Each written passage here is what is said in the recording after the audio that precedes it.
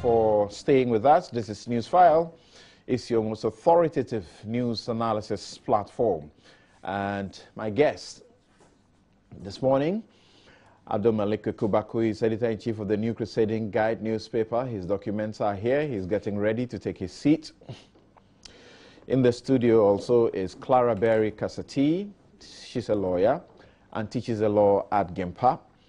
Thank you for joining us. Always good to have you. I'm happy to be here. Right. Felix Kwachi Ofosu is former Deputy Communications Minister. Good morning, Felix. It's been quite a long while. Yes, happy also to be here. Back after last week is Alexander Kwamina Afenyo Marking. He is MP F2 Member Public Accounts, Defense and Interior Committees of Parliament. He's a lawyer. Good morning and welcome. Thank you so much. Great. For having me. All right. So, as you may know, there's been anger generally across the country, but more particularly centered around Adenta-Madina area, where you know, the locals more especially have become you know, endangered species because of a road there. It's just a 5.7 kilometer road that was done, and footbridges left undone. That's all there is. In fact, the footbridges, what is provided for it to be done is there. It's just that you just need to do something small to finish it up, and that's not been done. Well, that road has claimed many, many lives. The media has been reporting 194, 95. That sounds to be too much of a number. We're trying to confirm particularly how that number came about, but that's for just this year, the number of deaths. But the official number is 24, and 164 have suffered various injuries. Well, the people complained and kept complaining. They kept crying out for help. It doesn't appear that they got any hearing or they got any attention at all. The Roads Ministry had been suggesting that there were problems with contractors and that this would be done sometime later and be finished sometime in 2019 or so. Well, after the 24th person was knocked down and killed in the most brutal fashion on Thursday, and within a week there were 2 deaths, we understand, correct? Okay. So the people decided that they would do something for themselves. So they hit the road, they blocked the road with tires, car tires, and they bent them, and there could not be traffic flow. The police went there and dispersed them. Well, there are reports that they didn't exercise good judgment in the manner they controlled the crowd. They didn't have megaphones, loudspeakers to deal with the people and speak to them nicely to move from the place. And they shot, and there were claims that they actually shot with live bullets as well. There is evidence of a 14-year-old who was hit. The question now is, whose bullet hit that 14-year? It braced its mother. They were in their car. He had been picked from school. They got treated at the Yahoo clinic and have since been discharged. The parents say they want to keep their peace, so they don't want any public attention. They are not talking to the media publicly, but they speak privately to the journalists. Now, that very night, the Roads Ministry, the Transport Ministry, the Interior Ministry got together and brought a communique in which they made full commitment to resolving the problem on that stretch of the road. As we understand, yesterday, there was sufficient police presence, sufficient road safety measures there, and the street lights that had not been on since whenever, suddenly, you know, were on. And now we are told that in a matter of weeks, what is left to be fixed will be fixed. it will no longer take up to the end of 2019. In a matter of weeks, it will be done. The complaints about contractors have all been resolved. Contracts have been given to new contractors who are moving to site to do that job. So whilst we discuss that matter this morning, it is important that we do not forget about the Tema motorway, because there's also another hashtag that is coming up as far as the Tema motorway is concerned. That is a 19-kilometer stretch and also has become a death trap of sorts. And I just told you my story. If you see the scars here, they come from that accident.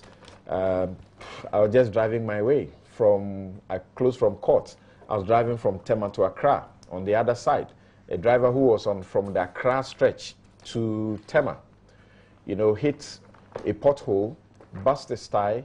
His car flew high up in the sky, hit the median. I had stopped where I was far away on the other side. And his car landed straight on top of mine. But the pressure was so high, he somersaulted further and went into the bush. He died instantly. The guys who came around, as I was struggling to come out of my car, and they came and helped and forced my door opened for myself and my clerk to get out of the car. We saw how people literally had to, as it were, pull the man out of that vehicle. So I could have been one of those statistics. So I joined Isankuma, Clement Akapami, and the rest, who have also begun a campaign for the Tema motorway to receive the needed attention. Okay, so enough of that. Kwaku is seated, and now we are set. So let's listen and watch these footages from Thursday after the accident.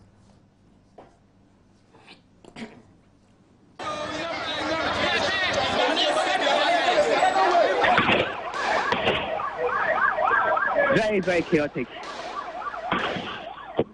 Those are sounds from Adenta here in Accra, where police officers use live rounds, tear gas and water cannons to disperse a crowd of residents simply fed up with the daily deaths on their roads. This was a spontaneous uprising.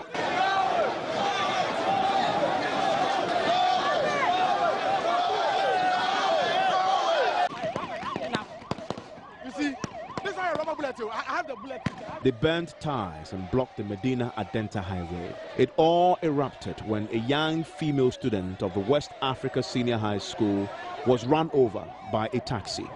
She is on the green track of the double-track system, which had just vacated. She died in the middle of the road after lying there without help for close to an hour.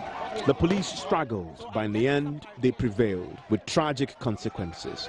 JoyNews captured videos of riot control officers brutally assaulting protesters. One 14-year-old boy is currently at the hospital battling for his life. He was driving home with her mother when a police officer shot into their vehicle.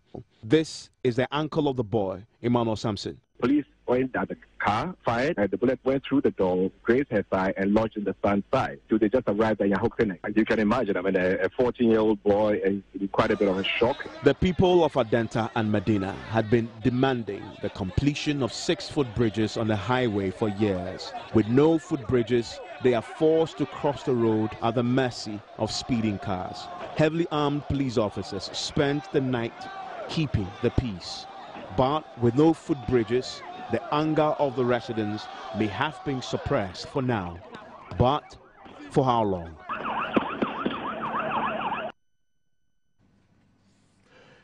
Right. The angry residents have promised of more protest to get the footbridges fixed. Will that be necessary any longer? Because it does appear that things have been taken care of. Let's listen to the residents. Let's listen to Mr. Oforientwi, who is the headmaster of the West African Senior High School, who speaks of the fact that 6 students have been knocked down in that area over the period. And then let's hear also the IGP, Inspector General of Police. He was there together with the Interior Minister. There was also Abu Bakar Sadiq Boniface, who is the MP for Medina constituency. We will also hear Kwesi Amoakwanta. He spoke to the Super Morning Show on Thursday, was it, or Wednesday? Okay, they were asking him about that road and what needed to be done. He had a number of excuses to give, but right now, as we know, those excuses don't stand anymore.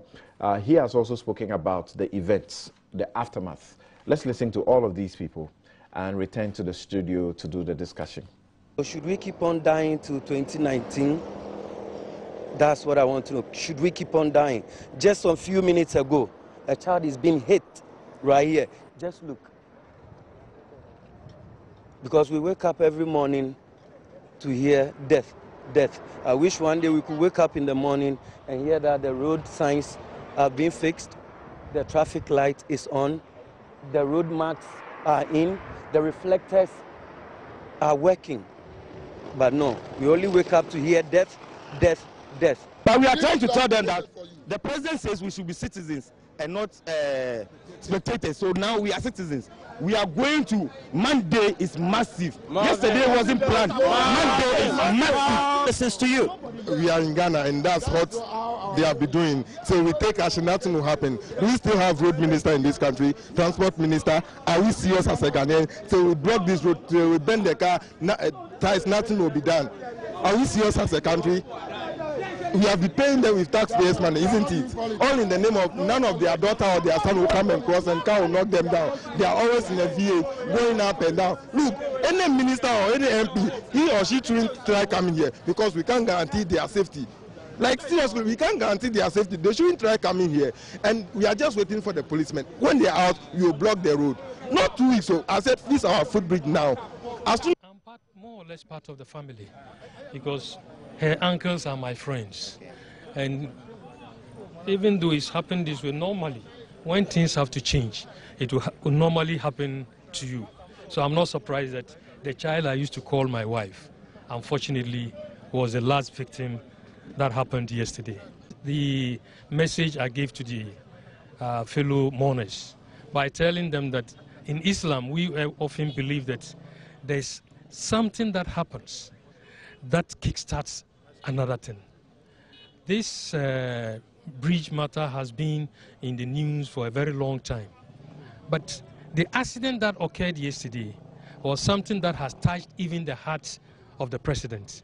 All members of parliament, ministers, everybody in Ghana today is highly touched on this issue. And I'm very sure that the president, even though he was outside the country when he heard the news, was not that happy. He instantly issued a statement on this, has instructed the Minister for Roads and Highways immediately to ensure that the bridges are put in shape immediately. General, it was generally well handled because the event took place before they got here. And when they got here, ties were burning and the situation was out of control. So what they tried to do was to bring order. And they were being stoned. They were throwing stones at them and, sticks and all that. It was live on Joy FM. I was hearing it. It's not a police report. But the police have gone around to find out if any people have been hurt. And they are still doing so. And so the police did what they had to do yesterday. And today, they are here with you. As far as we are concerned, if you have any instances of excesses, let us know. We'll deal with the police. But thus far, the police have been able to do what they did with the minimum force that they could use. But we are hoping that there will be no need for the use of force, and the police are on your side. To go on demonstration or register some kind of disapproval, according to his will. But we don't go beyond causing damage. It is one of our mandates to prevent life and property. And that is exactly the reason why we were here yesterday. We did not come here to fire at anyone or, to cause any disaffection of the people. We only came here to maintain law and order and then prevent people from causing damage to government's property. The contractors are back. The contractors are back. Are on the Kwapukrum Africa Road. They are remobilizing. And as I did say, that within 2 months, they will come back because we have negotiated with them and we have gone far and we have reached an agreement. Yes, it did happen. They came back. And there are issues relating to that. That's why I'm saying that it's not as easy as that. And so when are they expected to finish the footbridges? I will speak to that when I come back. Daniel, please don't push me to. I say I will speak to that. Simple. When I come back. Thank you very much. Let me first and foremost caution, a word of caution to everybody that road safety is very important. So we should be careful about our life. We should be careful about our life. You must first of all consider that your life is very important too. The road minister is here. He will say the measures, the government is putting in place concrete measures to have the problem fixed. But the most important thing that can protect anybody's life is yourself. And please, through your medium, I want to appeal to everybody that let us remain calm. Yeah, so she was on her way to the school to join her friends. That was around 3 p.m. and she met her unfortunate death. And this has triggered a lot of agitation among the residents here. They say it's become one too many. Is this the first incident of a knockdown of a student of your school in recent times, you would say? No, this academic year, we've had about 6 knockdowns, but this is the only one that the student in question died in the process.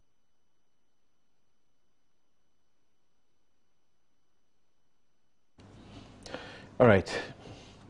So those were voices of various persons and stakeholders that you heard. I'd like to begin by having Felix speak. I have no question for you. Anyway, so you've given me a carte blanche, basically, right? Okay, thank you very much for the opportunity. No, let me add my voice to those who have already expressed regrets and condolences over the unfortunate loss of lives that we've witnessed on the road.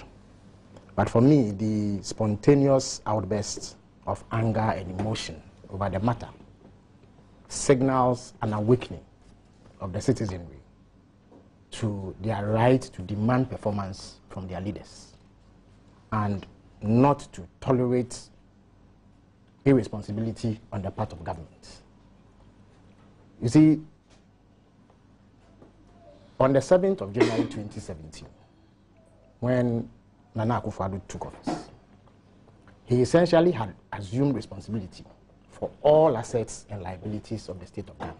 So it became his responsibility to address all concerns relating to ongoing projects that had not been completed. And I do not want to bore you with the history of this route, but it is important just so that the facts are clear and we know who to hold responsible for what, because that is ultimately at the heart of governance. This road started under the Kufuor administration. At the time that we came to office, it had reached less than 10% completion rate. There was no dedicated line of funding, as you would expect for a major road like that. So we had to float about 400 million Ghana cedis in bonds to complete that road, and 2 others that were on Government of Ghana funding. So at the time that we were leaving office in 2016, the road itself had been completed. Concrete slabs and pillars had been erected for a footbridge to serve pedestrians. What was left was some finishing touches, staircases and guardrails, and other things that would make sure that it was in good shape for pedestrians to use. 2 years, in my view, is sufficient for the government that replaced us to have fixed this footbridge. They have had plenty opportunity and they have had the resources to do it. It does appear that they did not prioritize the completion of these food bridges. Because in terms of scope and scale, it is minimal compared to the overall size of that project. So what they needed was just a little push in order to address it.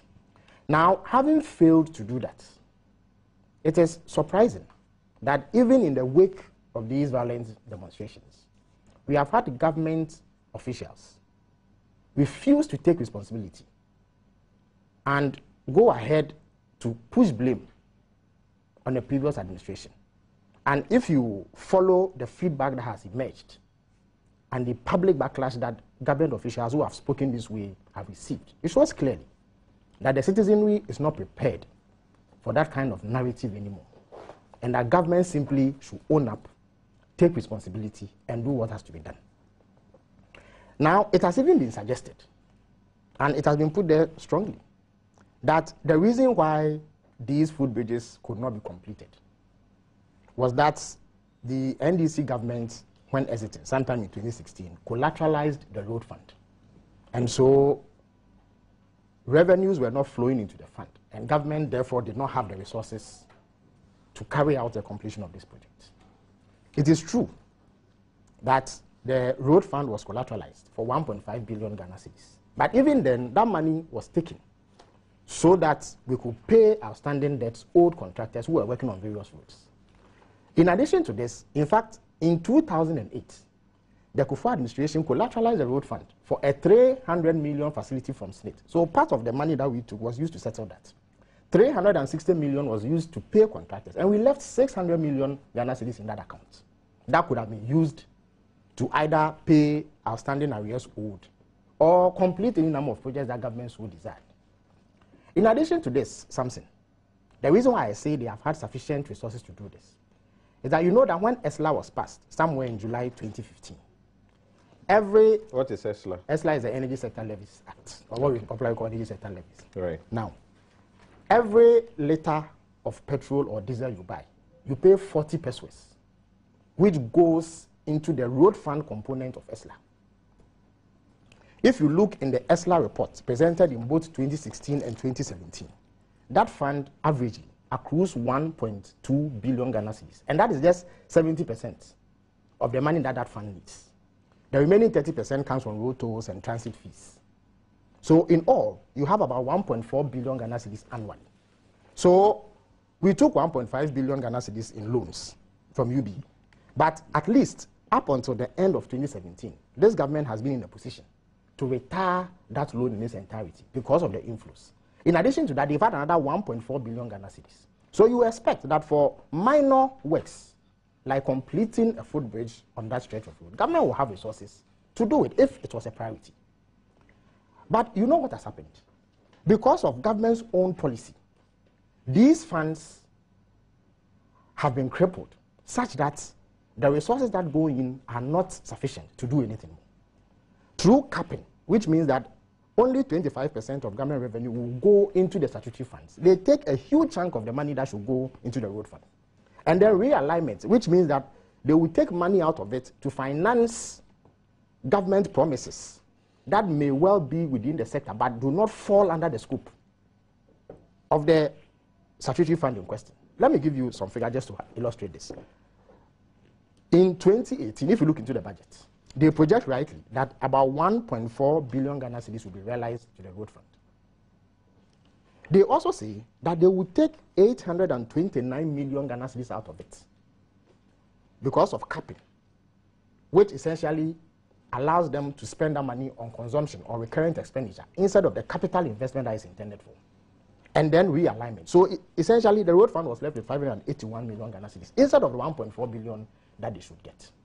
So liquidity has not been a challenge, at least as far as the road fund is concerned.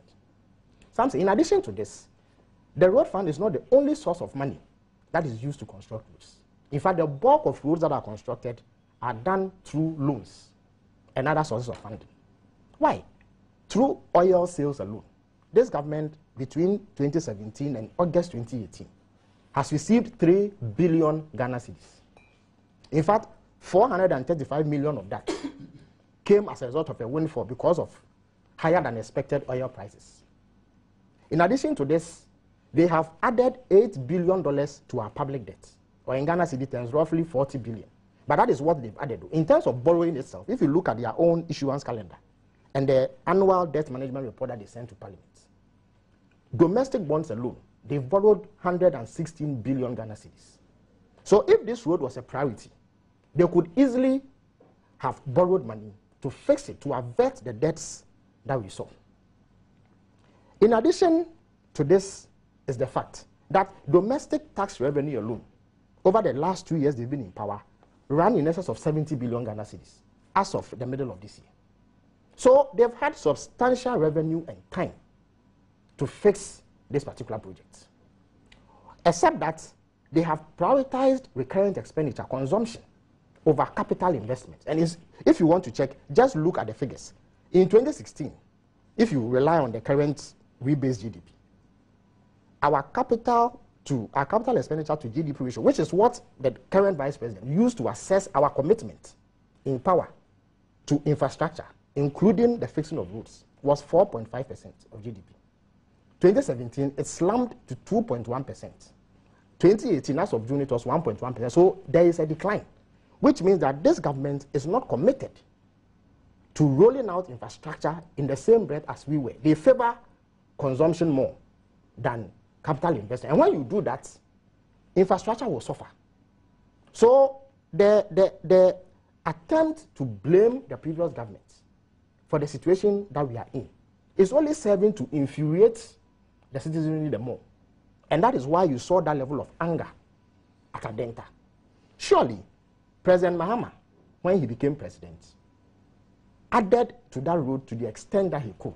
We simply, because the last update was given in August of 2016 by Honorable Minister Hussein, roads minister at the time. He said that the road was substantially completed, about 98% complete. The only thing left was a footbridge. Even then, structures had been erected to show that we were doing it. We simply ran out of time and we left. Having assumed office, it was the duty of the government of the day then to complete it.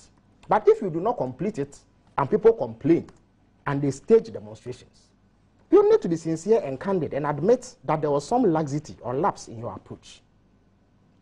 I have, for instance, heard the president say in a Facebook post that this situation arose out of 10 years of neglect, when the evidence does not point to that.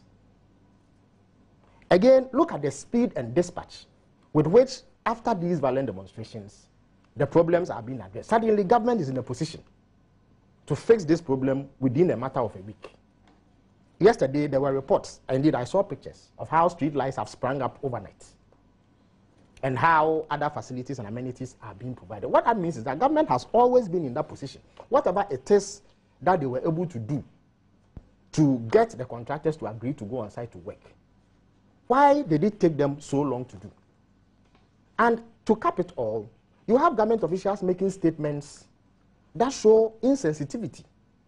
Why? We've heard the president say that his topmost priority is the building of a cathedral.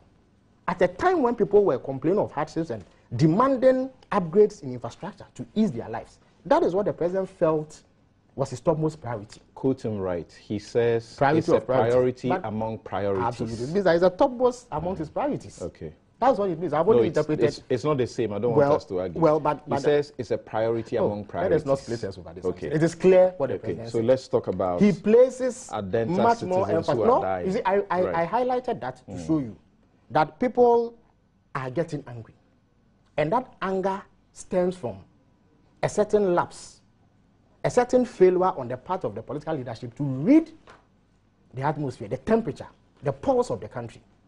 And it is the reason why we had that level of agitation in Adenta. And I'm saying that nothing excuses the neglect of that project over the last 2 years, given its history and trajectory.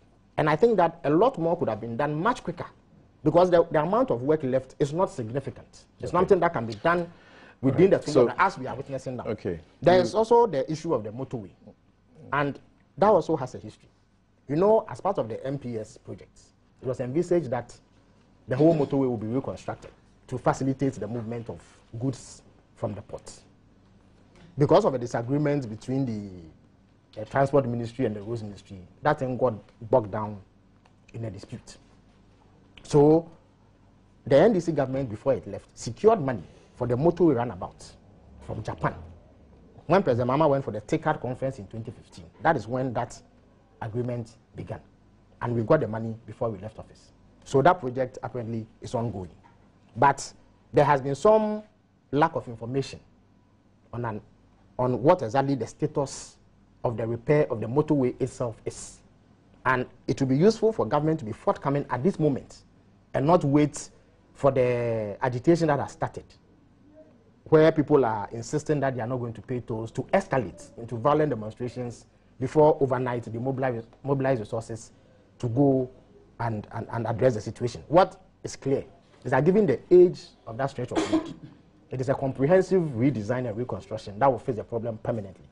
But it does appear also that there are things that can be done in order to ensure that whatever dangers exist now are addressed. So let us draw lessons from what has happened at Adenta. When we are elected into power, we need to take responsibility and stop playing politics and being partisan at every opportunity. People don't go and queue and vote for politicians because they think they are handsome or good looking. They expect results. So and if you don't deliver the results, people reserve the right to rail against you, as we have seen. So it is a regrettable situation, but it's a wake-up call to all of us who are involved in this business of politics, that when we win power, we must work to meet the demands of the people. Otherwise, there will be a day of accountability. Okay.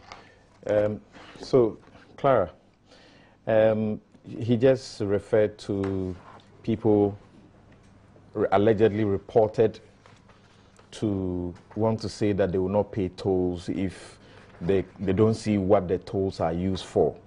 According to the law, the tolls are supposed to be used to finance routine periodic maintenance. And in fact, if you do not pay tolls, it is a criminal offense. You can be punished for that. You can go to jail for that. You can get a fine or go to be put into prison for that. And I'm reading a very helpful article just done this morning by Clement Akapan. That's your colleague lecturer. Yeah. And he refers to the Tema motorway, and he says, for example, that the gaping death holes with sharp metals sticking out, bridges without boundaries, and the poor illumination. He says these are a perfect disaster salad garnished with the careless regard of other road users and brazen foolhardiness of some persons who decide to cross the 100 km/h motorway. Apart from that issue about money not available and all of these things, I had actually thought that this matter was capable of being looked at without speaking politics into it. I am left unable to hold anybody and say, don't do that, because the president has done it. So let's look at it from this way. What is your... I'll read the president's. I'll read the president's statement to you. Clarification. The president began it. If the president has done it, I have a difficulty telling anybody how to do it. I thought it should be the trajectory of how it was done. Not that you were wrong. Okay. But I thought it's important that we... All right. So what is your assessment of what has happened? And I'm just learning that you were holed up. Now, with respect to the Adenta situation, I actually use that road every day. Okay. And each morning when I'm going to work, and each evening when I'm returning from work, I keep asking myself one question: who oversaw the construction of this road? Every day, I wonder, because I see firsthand the way they risk the police, put themselves into trying to control traffic. And I would give credit to the police when it comes to that. They do their best, and they put their own lives at risk. I see the people trying to earn their daily bread, trying to cross over to do business, and then struggling with cars. And all the time I ask myself, so who oversaw this? Who opened up this uncompleted road for use every day? Now, last week when the accident happened and they blocked the road, I was one of those blocked. So I was one of those stuck in the traffic. And I did feel trapped. Of course, we all know the way crowd behaves. So you are afraid. You know the people could decide to attack you. and you have no place to run to. But as I sat there, afraid for my life, knowing that if the people decide to misbehave, I could be a victim and I could be a statistic, I understood very well the people's anger. Because for how long? For how long could they keep asking? This is, and again, actually, I am disappointed that this is how the discussion, the nature of the discussion on this issue has taken. Because I think the solution is simple, just fix the footbridges. There are other issues to talk about, but the beginning point is just fix the footbridges. I think it's enough. We don't want to know, we don't want to start the whole discussion that we've been having for over 11 years about who has done what and who hasn't done what and what needs to be done and what doesn't need to be done. The only thing that needs to be done as a starting point is fix the bridges. So just fix them. For me, as a person who uses that road every day, fix them. Because we can't continue. I think, for me, I felt ashamed when I sat there in the traffic feeling trap. I was ashamed, first of all, that we have sat by for years. And this thing has been building up. The people have been complaining. And this, I wouldn't call what happened a demonstration, because it wasn't planned. It was a reflex action, because they have had to watch people lose their lives over and over and over again. Anybody would get traumatized. In this situation, the girl who was knocked down, while she was lying there lifeless and the blood was on the street, they say that she was there for almost an hour. Yeah. Wow. Yes, she was there for almost an hour, and there were other vehicles trying to come in. And the taxi that attempted to run away, they pursued the taxi driver. I think that is what began, you know, the mobilization against what was going on. Yeah. So they decided that, look, she's there in the middle of the road, and you guys are driving past. Okay. It's not fair. So they put, you know, the road blocks there and began to burn, and they say no one should pass. Actually, I didn't blame them. Like I said, I understood them. If they had hurt me that day, I would have understood them. And I still wouldn't have blamed them. If they had hurt me that day, it was not their fault. It was the fault of leadership. Because it is leadership that has sat by, allowed things to deteriorate, and then pushed the people to the wall, and they just reacted. So I would have just been a victim of failed leadership. I wouldn't have been a victim of unreasonable people. The people were not being unreasonable. I think it is very human that if you have witnessed something over and over again, you get traumatized, and it was really a reflex action. So for me, as for this footbridges, like I say, I really don't want any long statements. I don't want any long expressions of condolences and sympathies. If you really care about the lives, let's show that we care. And the only way we show that we care, fix the bridges. When you fix the bridges, the other issues will come up. The issue of education. I always have a problem with us that we sit and complain about how ignorant our people are. I can understand if private persons do that. But if you are in the position of leadership, you don't have the luxury to complain about the ignorance of your people. If you identify that your people are ignorant, it's a problem. And your job is to find a solution. So if your people are ignorant, you know what the solution is to educate them, enlighten them.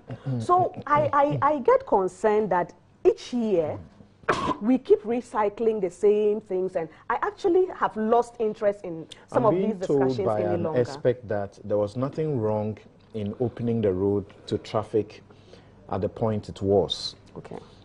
This is what the person says. He's an expert and is within the road industry. Okay. He says the accidents are not because of the absence of the footbridges. Okay. They are the function of officers failing to make the road safe despite the absence of the footbridges. The recommendations that have been made to them, including recommendations made by the board responsible for roads, make it clear that there were steps that they could take, including providing traffic lights in the sections that were needed, clear markings. Okay. And there are other suggestions that have been made by Occupy Ghana and also the Joy Super Morning Show. They are all part of it. When you use that road, do you share the view that in the absence of the footbridges, something could have been done? First of all, I always say that I have a problem when there's a simple solution to a problem, and then we like to theorize and look at other possibilities and eventualities. I use that road every day. One, we know our resource level of our police. And I've always said it's unfair to put unfair demands on other people. I think we know the capacity of our police. Do we have, if you look at the stretch of that road, do we have enough policemen to do all of that, to be there? And apart from that, I've told that the ones there do their best, but I see them at the peril of their own lives, because they too could get knocked down. The first and foremost thing is, there's a long stretch that you don't find the police. Yes. And there are other entrances and exits that you don't find the police. Completely, nobody is there. For me, I have driven through the place, and I've had times to ask myself, you know, look at children who want to cross. And even you, the driver, you are afraid stopping. Yeah. Because you are not sure the one behind you, how they will react. Yeah. I have stopped there a couple of times though. Yeah. Yes, but so that is where I come back to my issue that let's look for simple solutions. Now, what is the staff capacity of our policemen that do we have enough of them to go along the stretch? Okay. I doubt it. I doubt that we have the numbers that would be required to do what we are all asking them to do. But if we fix the footbridges, would it solve a problem? Definitely. So fixing the footbridges is part of it. And my problem is, I don't think this is even for a long talk. Isn't fixing the footbridges part of the construction of the road? It's part of the design. So let us do what has to be done. That should have been done day one. It has not been done. So let's not find excuses for what has to be done that has not been done. Okay. Do it. When we do the footbridges, of course, that doesn't solve the entire problem. I think it's just a beginning. And it's an important step. Okay. So let's fix the footbridges. Then let the other issues also follow. If we are able to do all of them simultaneously, perfect. But I have a problem when we have a problem lying down, and then we are sitting down like what we usually do. We talk and talk and talk about the problem. The last time I was reading, just outside, but the last time I was reading somewhere, and then I saw revamp the Palugu tomato factory. I have heard that statement since the Pope was an altar boy. And so when I heard it again, I just smiled. So if all those times I have been hearing that we need to revamp it, why is it not revamped? Why are we still using that phrase, revamp it, rather than talking about how we have revamped it and what solutions it has brought? So I think we as a people, we have to reach that point that we have to admit to ourselves that just talking and talking and talking and not doing what needs to be done is a problem. It's actually the problem. After Thursday, a joint press release by the Interministerial Committee on Roads and Highways, Transport and Interior suggested that these were the things that were going to be done immediately, supposing that these things were absent. They said the following steps have been instructed as a matter of urgency. 1, as an immediate step, the MTTD of the Ghana Police Service has deployed men on the stretch to enforce the relevant road traffic regulations on speeding limits, jaywalking, and pedestrian crossing. 2, traffic signal lights and street lighting are also to be fixed to improve visibility on the corridor. 3, work on the uncompleted bridges is expected to commence within a week. Work is to be done on an accelerated basis with multiple contractors to ensure quick completion. This is in accordance with the already commenced processes prior to the unfortunate incident that occurred on Thursday. And I think there was the last point. 4, the National Road Safety Commission is to intensify its education and sensitization programs targeting drivers, pedestrians along the corridor. We appeal to residents in and around the area to remain calm and cooperate with the ministries as steps are taken to address the safety challenges. And this was signed by Kwesi Amoakwata, the Minister for Roads, who earlier had suggested that this was going to take us to 2019. Then Kweku Esiama, who is the Minister for Transport, and Ambrose Derry, the Minister for the Interior. Kweku? Yes.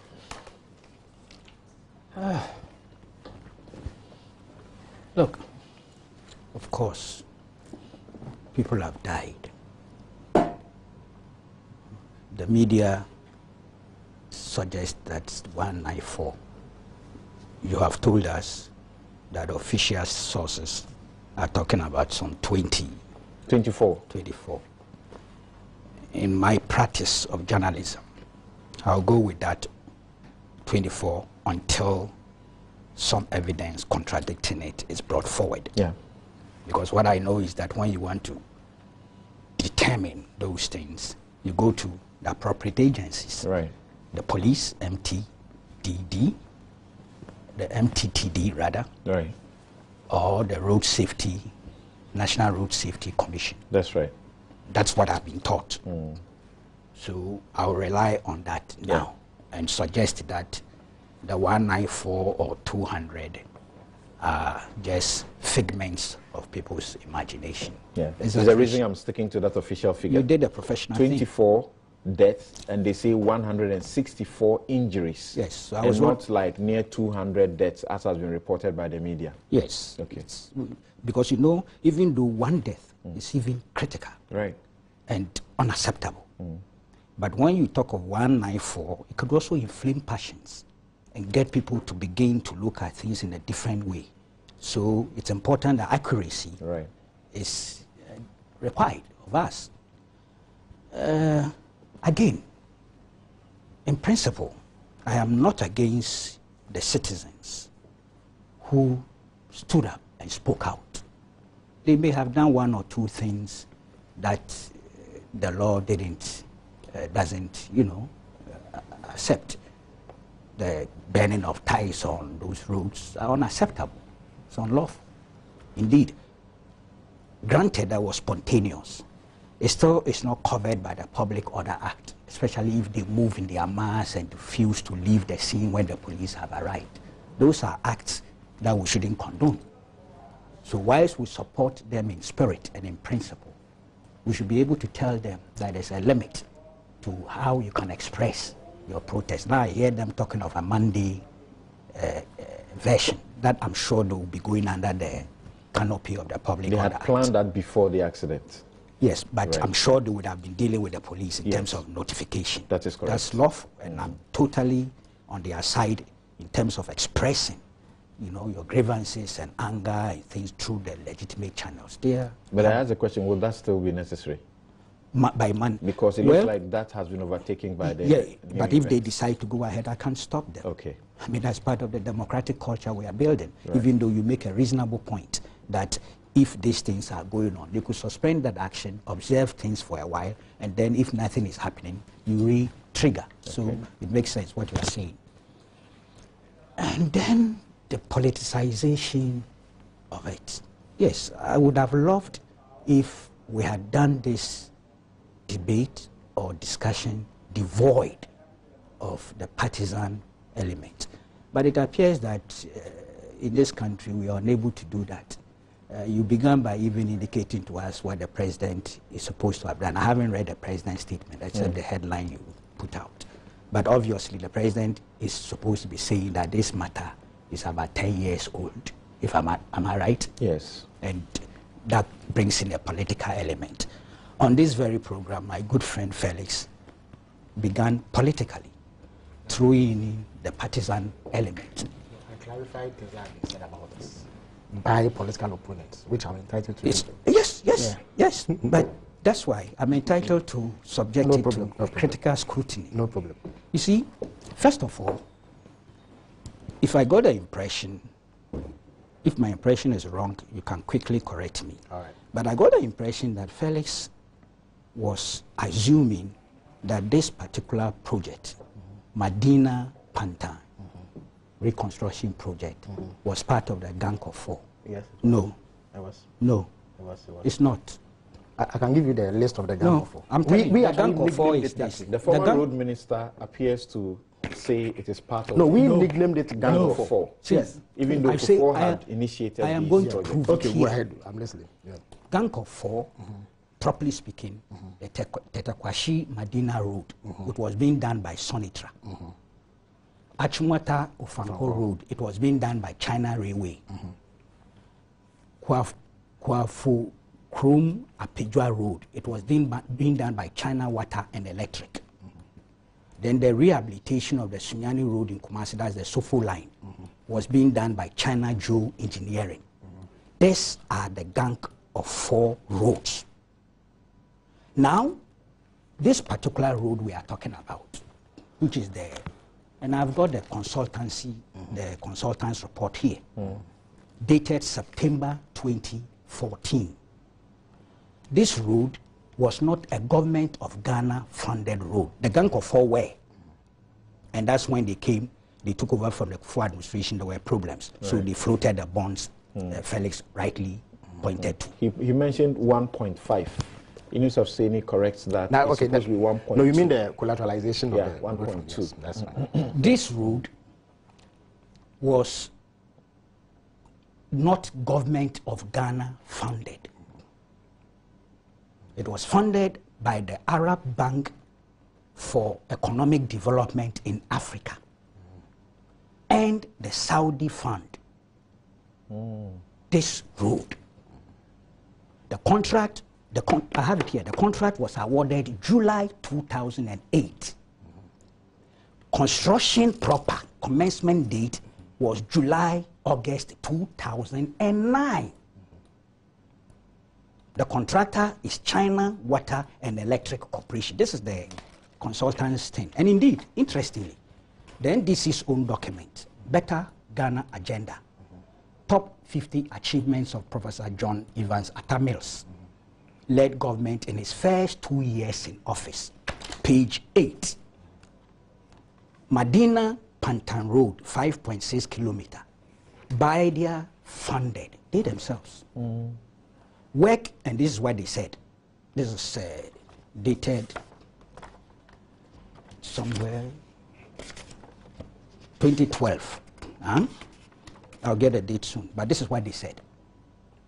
Madina-Pantan Road, 5.6 kilometer Baidia funded.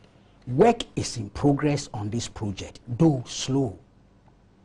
The challenges that have been encountered include relocation of utilities and project affected persons. This is the NDC's own document. Okay. So they themselves admit here that this was funded by the Arab Bank for Economic Development in Africa, making it clearly outside the coverage of the Gang of 4. So this is contrary to what Inus Afuseni is reported to have said. He said that, as reported, that the project was part of the Gang of 4, which was started by President Kufuor. It has no dedicated source of funding. During our time, on a yearly basis, we allocated funds for the completion of the project. So I ask, 1st January 2017 to the end, how much was paid to the contractor to go and complete the outstanding work? On 1st January until now, how much was paid to the contractor to go back to site? I'm coming there.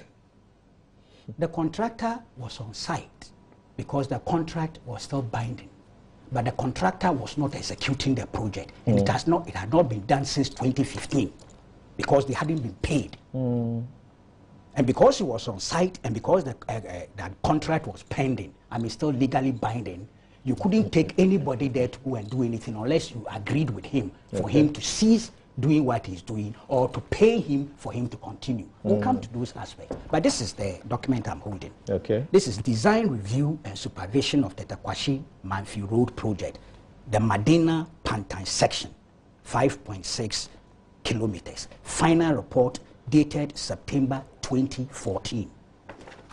If you go to the executive summary, this is what it says. The contract was signed on 16th September 2008, and the order to commence works was issued on 29th July 2009. The initial duration of the contract was 18 months. And to date, the project has traveled within a time span of 60 months. Yet it is not completed. The main reason for the undue delay is the non-payment of a chunk of the interim payment certificates issued. That's main outstanding works being the coverage to the medians, road signs, road marking. This is official document. This is official document. I mean, could you repeat the outstanding in this again? And there are more. That's what Clara was talking about. If this is a part of it and you haven't finished this, what's your business in opening it up? By 2014, this document is dated September 2014. Please read over that again. The outstanding The main outstanding works being the coverage to the medians, and I don't really know what it is. We understand. Okay, thank you. Road signs, that I think I have an idea. And then road markings, etc. But in there, they elaborate on this. Okay? So, and they said this is pre-construction period, mobilization. Mobilization began in March 2009, while actual construction works took off in August 2009. Now, what is interesting, and I have the financials here, the foot bridges, on the foot bridges, it's all here. But the important, interesting point, which I discovered, and see, when you come to page 49 of the thing on foot bridges and street lights, listen to what it says. Traffic lights, it says, only metal posts are currently in position. That's September 2014. Street lights, works have commenced and 23 solar lights installed at 6 different locations. Footbridges, the point we are dealing with now. Works have reached appreciable stage on the 6 footbridges. The main elements outstanding on all the footbridges are the approaches, landings, guard rails. The outstanding works can be aggregated at 25%. Now, from September 2014, the footbridges, this was the status. It is what it is now. The approaches and the landing, it is what it is today. So thank you, President Mahama, President Akufo-Addo. So we should applaud President Akufo-Addo. No, I'm not applauding. Well, maybe he didn't get my drift. You are seeking to excuse him of responsibility. You sat here and created the impression that by 2016, there was just a little left relative to that. But I'm saying that by 2014, you don't get a drift. I am saying that if indeed, and I'm saying that by if 2016, and I agree, 2017, 2018, this administration could have resolved this matter. And reconcile this with what Inusa Fuseni says, that between 1st January 2017 to the end, how much was paid to the contractor to go and complete the outstanding work? The same question then can be asked before the 2017 he talks about. How much is it that he claims was being allocated every year to complete which portion?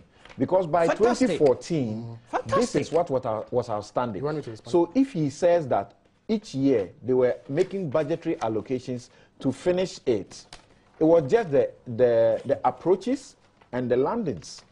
Thank you. This is what still remains undone. So you see, the point I was trying to underline is that this selective amnesia that informs our discourse because we seek partisan advantage.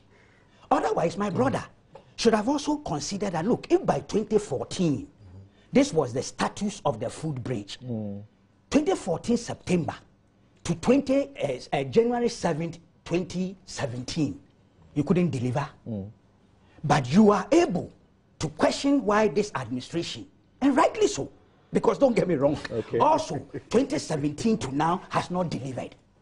That was the point I was making. That's why I said he was being selective, excluding their line of responsibility. If he hadn't gone that way and we had all focused on the essentials, that's where I would stick to. But you see, I'm unable to take part in a discourse that is driven by selectivity, deliberately tailored to seek partisan political capital. I am unable to suffer that. So good you say... and the financials. Right. By this report, by 2013 October, government had begun to fail in delivering on the certificates that were put out. And that is why by 2015, the contractor, though still on site, was executing absolutely nothing. Absolutely. So anybody who comes to tell you by December 2016 they were executing, the contractor was working, tell the person that I see he's peddling an obvious untruth, not a lie. Okay. The deaths that have been counted within 1 year. The question is still, within the 1 year of this administration, that the deaths were being counted from 1 to 10 to 15 to 20 and to 24, that's the official figure. Can there be any excuse in the manner that President Akufo-Addo puts out? Which manner? I think government ought to take some responsibility for its failure to execute the program from January 2017 to now. No, I'm not going to exclude this administration from any blame. They are part of the problem. We must insist on that. Okay. And that is why people are protesting. Right. And that is why now they are seeking to do something. But I say that it is just not fair and just for especially those who also had responsibility to execute this project to come today and give you a wrong picture. First of all, they tell you it was part of Gang of Four. That's not factual. Fair point. Now, let's get to hear from Afenyo King, and then we'll take a break and return. Now, Mr. Afenyo King, the question is, so suddenly, overnight, government trumps up a solution. The traffic lights, which are described in the consultants' work, at the stage they were at 2014, the lack of markings at the stage 2014, the people that were dying and the loud cries of the people were ignored in the name of we need to find money, we need to get contractors and all of that. Overnight, we have contractors. We have made orders, or what they say, instructed, for the markings to be done, for the traffic lights to be installed, and for the lives, needless carnage, to now be stopped. How does this happen? Well, Samson, first of all, I appreciate the opportunity to make comment on this matter. It's unfortunate that somebody would have to die. But when it comes to governance, you cannot solve all problems the same day. You have competing priorities. And these are some of the unfortunate situations that you would have to go through. My joy is that today, those living in that area can have some relief that government is fast taking steps to address the problem. And what they want is a solution, nothing else, no excuses. So I think the fact that government has made known some of the steps it is taking to resolve the matter is sufficient for all to at least come to some sort of understanding that government takes responsibility. But you see, the problem I have is the partisan approach and the partisan journalism that is being patronized in this matter. With respect, let me read to you a post by a very good friend, Komla Kluche. He writes, "Get angry, lock the whole area down, push harder and further. At this point, it is a state of emergency, but we have no elders in this town." He has an earlier post where he concludes, "We are simply not angry enough." With the greatest respect, in today's era of social media, where spontaneously you can achieve a certain result, one can be more decent in language use and approach than this approach where, as I see it, as it were, calling for lawlessness by way of seeing to a problem being resolved. I've listened to my brother Felix and all the reference you just made. Yes. That refrain. Yes. It's become a hackneyed expression in this country, particularly into the 2016 elections. I joined Occupy Ghana activities. We used it over and again. We are not angry enough when we're talking about corruption. So it's not new. Well, I have not said it is new. Okay. But I'm citing this as an example of the rather partisan, journalistic behavior of some of our people who put some of these out there, not merely to see to a problem being solved, but also give it partisan color. And I'm saying that this is not fair enough. That approach has brought the results. No. Because they got angry, no. They got onto the street, they bent tires, they did what they are not allowed to do by law. They've now gotten results. The impression is created that for the past 20 months or so, nothing has been done. Because if you say people are not being angry enough, you are suggesting that you've had a government that has come into office and doing nothing. But I can tell you, in all fairness, that this is a government that has been acting on the basis of its manifesto promise, and you can look at the manifesto promise and match it. That with the concerns of many Ghanaians, that children get to secondary school because of lack of money, they sit at home. Has the government taken steps to address that? Yes. Government took steps. Within the 18 months, government in its first budget announced the introduction of the free SHS without postponing it, without deferring it, without giving excuses. So this government has not given an excuse. This government has addressed that concern of the many who otherwise could not take their children to school, secondary school. And that has been done. 2, we have talked about unemployment situation in this country. Graduate unemployment. In the Kufuor era, it was those who could not go up the ladder who had the problem with unemployment, where youth employment was introduced. Today, all the concerns that you and I have been talking about, graduate unemployment, have we had a bold, ambitious step taken to address that, at least in the short term? Yes. The financial crisis we've seen, because the government did not start with the blame game.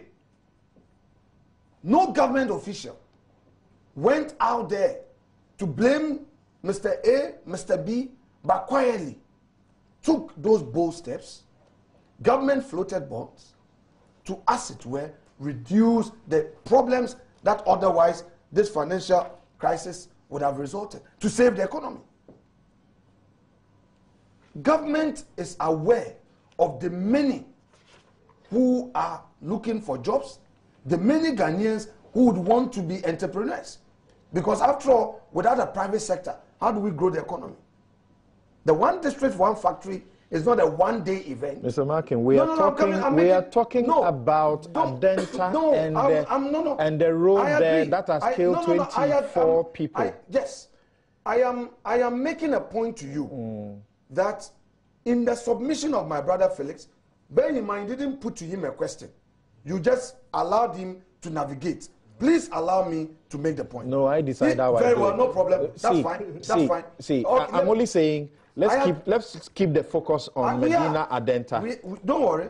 I am saying that the impression has been created by my brother Felix and many others looking at the problem in Adenta as though government has done nothing. at least that impression has been created. What has government done? I am telling you on this platform. Government has given us a statement. It has a 4-point directions as to what should be done. Kweku has read from the project consultant the stage of the project, the uncompletedness of the project. And if you read what has been instructed to be done, it is simply to do what, as of 2014, had not been done. You know, I don't want to belabor and go partisan. And because obviously in government today, if I begin to make reference to what they fail to do, somebody will get angry with me for nothing. All right? Government has taken responsibility for the inability to get things done on time in a manner that will make the people happy. But I am saying that the impression that has been created is that government has done nothing. And I'm trying to let you know that this government, from day one, has been proactive in taking steps to address the many concerns of Ghanaians. Of course, the Adenta when people check their responsibilities or fail in one way or the other, they get punished. It could be the reason we want to reconstitute the council at the university, Kwame Nkrumah University of Science and Technology. So if you admit that what ought to have been done, which is now being instructed to be done immediately, had not been done, so what should happen? For the NDC, let's say part of the reason they got punished at the polls. Listen, you have many problems to address at the same time, competing demands. It would be unfair for me to suggest to the world that the roads minister has failed or the government has failed in addressing challenges in the road sector. Because in my constituency in Efutu, the Jetakrom Atetu Sanku Road, which was aired on TV, that the road was in a bad shape, is being fixed. The contractor is on. The Sankur Insuechil Jahazi Road, which Metro TV aired, that road was in a bad state, has been awarded, and the contractor is on that road. In the same way, the road leading to this minister's house, which was in a very bad shape, has been fixed. We are talking about the Adenta-Madina road, which has cost 24 lives so far, 164 people suffering injuries. We're talking about a 14-year-old boy who, because of this road, found himself at the Nyaho clinic on Thursday night. Right. Let me understand you with regards to this question. What you're trying to say is that the import of your question, and I wouldn't be wrong with the conclusion I've drawn, is that the Adenta road is the only road in Ghana to be fixed. And failure by government to fix it would mean that heads through road, or that government has failed the people. I'm making a point to you that Adenta is among the many priorities that government is to address. Government has not been, as it were, inept in its attempt at fixing the roads in Ghana. But it is unfortunate that among the many roads being done, among the many footbridges that are supposed to be fixed, government in its quest at ensuring that proper steps are taken, there is this issue of protests, anger, and all that. But it is not also to say that, look, had it not been the protests, government wouldn't have taken steps at all. Today, if we talk about procurement issues, that do this, do that, and all that, the situation has occurred. Has government said it cannot do it? government hasn't said so. But you are right in expressing your frustration that why this long period of time. But within that period, other competing demands on other roads to be fixed were on the neck of government. And government took those steps to address all of that. Okay. It is not a one-day matter. And that is why I said that the way the conclusion has been drawn, that, oh, failure on the part of government. Kweku has given you history. I don't want to go there. I don't want to begin to look at the convenience argument of Felix and those in that line. Kweku is not hesitant in talking about failure on the part of government. No, of course. He's not hesitant. I'm saying that at least he has given you the history. And per the facts, without doing blame game, per the facts, if something was supposed to be done in 18 months, and somebody, even in 60 months, it was not done. Okay. And by the way, the person who is blaming another had 8 years. And that 8 years, it could not be completed. All right. So, today, if the efforts are being made, and the street lights are being fixed, and government has announced emergency steps being taken, we can say that. Okay. Let us commend those efforts. Right. Let me take, and then again, let me take a break. Let me take a break. We'll return, and as I understand, even though government is giving indications that it will take a couple of weeks to get this fixed, I understand it will take between 4 to 12 months to have this completed. We'll be right back.